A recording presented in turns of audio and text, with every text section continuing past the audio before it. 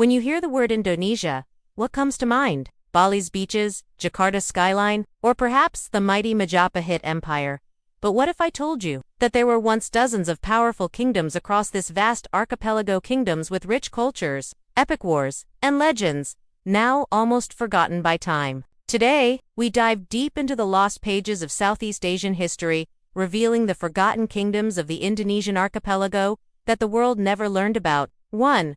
The Kediri Kingdom, the gold and the gods. Before Majapahit, there was Kediri. Located in what is now East Java, Kediri rose in the 11th century as a Hindu-Buddhist kingdom. It was known for its prosperity, art, and gold. Under his rule, literature, poetry, and philosophy flourished, especially in Old Javanese, lots of it. King Airlangga, one of Kediri's most famous rulers, is said to have unified parts of Java and Bali.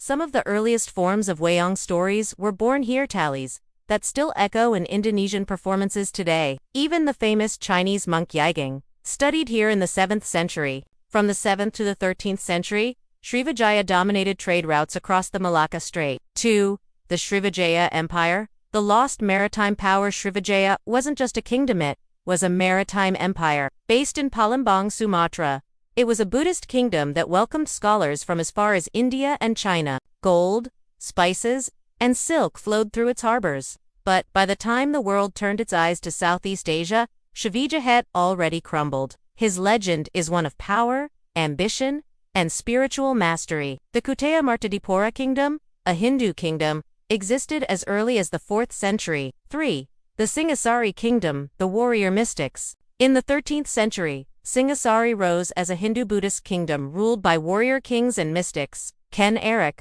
a former servant turned king, began the Singhasari dynasty with both bravery and betrayal. Cloves and nutmeg made these tiny islands the most valuable real estate in the world. The kingdom's architecture and monuments, blended religion and power. Many temples still stand, silently guarding the secrets of the past. 4. The Kutai Kingdom, the first recorded kingdom from Ken's first kings to the maritime giants of Sumatra and the mystics of Java, each forgotten kingdom adds a brushstroke to the nation's vast historical canvas. The earliest known kingdom in Indonesia, it wasn't in Java or Sumatra, it was in East Kalimantan. The Yupa inscriptions, written in ancient Sanskrit, tell us about King Mulavarman and his massive donations to the Brahmins. Surrounded by jungle, Kutai thrived near the Mahakam River, long before most of the world had even heard of the Indonesian islands. To be remembered, let's keep these stories alive together. 5.